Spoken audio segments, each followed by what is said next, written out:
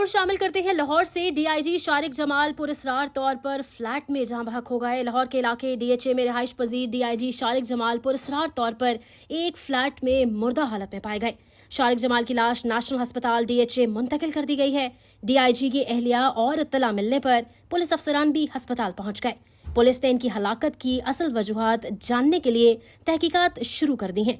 Shariq Jamal DIG investigation Lahore भी तैनात रह चुके हैं। शारिक जमाल की लाश फ्लैट नंबर 104A थाना निश्तर की हदूद में पाई गई, जबकि वो डिफेंस फेज 4 में रिहाइश पजीर हैं और इनकी रिहाइश का को थाना डिफेंस ए लगता है।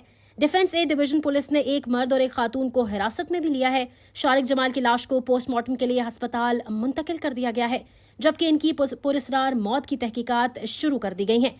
घर से दूर निजी फ्लैट से लाश का बरामद होना तहकीकात का बायस बना।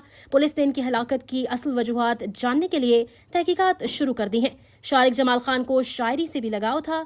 इनका शायरी मजमुआ फसाना कौनो मकां के नाम से शाया हो चुका है। मजीद अपडेट्स के लिए देखते रहिए SPN न्यूज़ सियालकोट।